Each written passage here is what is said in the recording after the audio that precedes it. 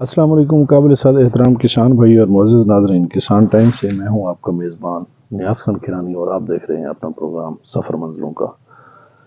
नाज़रीन, जैसा कि इस वक्त पंजाब के मुख्तलिफ़ हिस्सों में गंदम खोशा निकाल चुकी है या खोशा निकालने वाली है, तो खोशा निकालने के बाद अमूमी तौर पर किसान एक बीमारी का सामना करता है गंदम के अंदर, जो होती शाज़ो नादर है। कोई बदकिस्मती से अगर किसी खेत में ज़्यादा हो तो ये एक अलग बात है, वरना अमूमी तौर पर ये हमने देखा है कि इतनी ज़्यादा मकदार में ये होती नहीं है। तो गंदम को ना एक फंगस का अटैक होता है। फंगस की बहुत सारी अकसाम है, कंगी है, रस्ट है, वगैरह वगैरह बहुत सारी ऐसी अकसाम है। तो फंगस का गंदम को बेसिकली अटैक होता है और उसका सिट्टा जो है ना, खोशा, वो ऐसे हो जाता है जैसे राख हो। जैसे ये मेरा कैमरामैन आप लोगों को दिखा सकेगा, ये देखो ऐसे ये जैसे उसका खोशा है, ये मुकम्मल तौर पर ये ख़त्म हो चुका है, ब्लैक जैसे राख है वैसे हो चुका है। अब ये नीचे भी ऐसे, दूसरा भी ऐसे ही हो चुका है। अब ये इसके साथ ये भी ऐसे ही हो चुका है। अब ये साथ साथ ऐसे क्यों हुए हैं? एक तो ये एक रीज़न हम देखेंगे, ये देखें एक और भी इसके साथ ऐसे ही हो चुका है।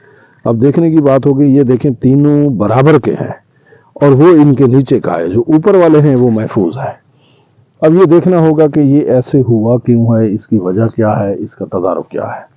प्यारे भी, सबसे पहली बात ये है कि अगर कोई बंदा यहाँ पर ये कहे कि इसको फलां स्प्रे करवा दो, इसको फलां स्प्रे करवा दो, आगे नहीं फैलेगी, ये होगा वो होगा, ये सारी की सारी झूठी बात है।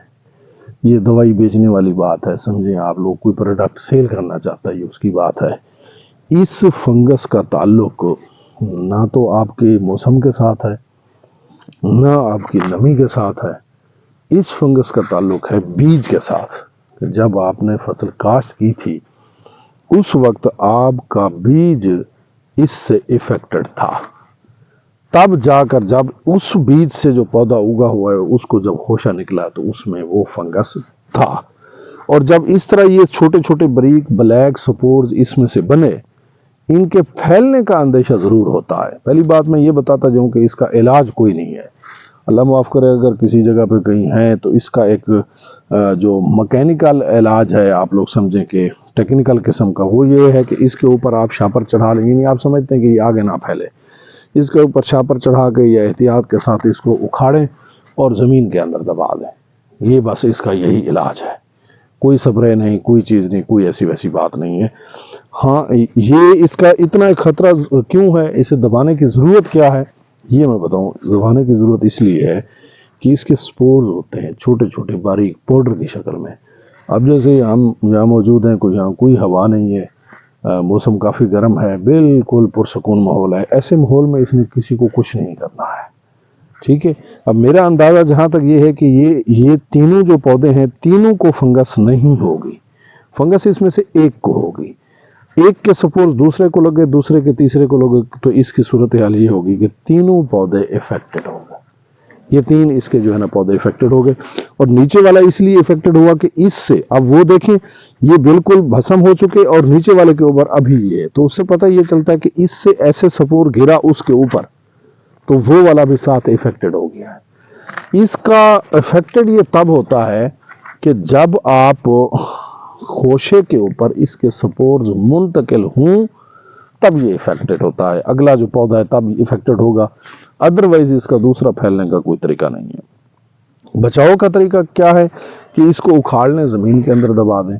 या अगर आप लोगों ने देखा है कि अगर हमारे खेत में, यानी जैसे ये मैंने खेत देखा है, तो इस किनारे पर इसे मुझे 3 मिले हैं, एक उधर एक मौजूद है और एक इस खेत के आखिर पर जब हम गए तो वहाँ से भी 2-3 पौधे मिले हैं।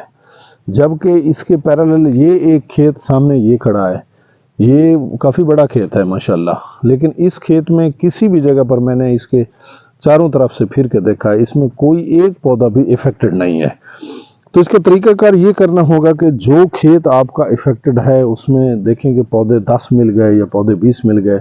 अब मैं यहाँ खड़ा हूँ तो मुझे कुछ और पौधे भी नज़र आ रहे हैं। ये मेरे कैमरामैन के पीछे भी एक वो पौधा जो है ना, वहाँ भी वो नज़र आ रहा है। तो वो इस तरह इसके पौधे हैं, काफ़ी सारे इफेक्टेड हैं। तो इसका तरीकाकार ये है कि इसका फर्दर हमने तदारक सोचना है कि आप इस तरह करें कि अगले साल इस खेत में से आप बीज ना रखें। کیونکہ ظاہری بات ہے کہ جہاں تک اس کا اثر پہنچ چکا ہے آپ اس کو علیحدہ تو ایک ایک بیج کو ہم کر نہیں سکتے، ایسی ٹیکنالوجی ہمارے پاس ہے نہیں، یا پھر سیڈ ٹریٹمنٹ کریں، اینٹی فنگس آپ لوگ اس وقت اسے کوئی نہ کوئی آپ دوائی لگائیں، لیکن ہوتا یہ ہے کہ گندم کا سیڈ اتنا زیادہ ڈالنا ہوتا ہے 40 کلو 45 50 55 کلو، تو سیڈ ٹریٹمنٹ بھی ہمیں مہنگی پڑ جاتی ہے۔ تو سیدھی سی بات ہے کہ آپ اس کھیت کا نشان لگا لیں کہ جس میں ایسا مسئلہ ہے اس کھیت کی گندم کو نیکسٹ ایئر بطور بیج استعمال ہی نہ کریں، کوئی اسپرے نہیں ہے، پہلی بات ہم نے بتائی۔ دوسری بات اس کا احتیاط ہم نے بتایا کہ اکھاڑ کے زمین کے اندر آپ اس کو دفن کر دیں۔ تیسری بات جو ہم نے بتائی ہے کہ جس کھیت میں یہ افیکٹڈ پودے ہیں کوشش کریں آپ اس کھیت کا بیج اگلے سال کاشت کرنے کے لیے استعمال نہ کریں۔ اگر آپ نے بیج کسی کمپنی سے لیا ہے اور پھر بھی اس میں یہ مسئلہ آ گیا ہے تو یاد رکھیے اگلے سال اس کمپنی کو بھی خیر بات کہہ دیں یا انہیں شکایت درج کروائیں کہ ہم نے آپ کا بیج یہ کاشت کیا اور اس میں اس طرح کی شکایت آئی ہے، تاکہ وہ اپنی شکایت دور کر سکیں۔ ناظرین، اچھی سی بات آپ لوگوں کے لیے کلیکٹ کرتے رہتے ہیں، لائے تھے ایک اچھی سی بات آپ کے سامنے، حاضر ہوں گے پھر ایک بہترین ویڈیو کے ساتھ، تب تک مجھے اور میری ٹیم کو دیجیے اجازت۔ السلام علیکم۔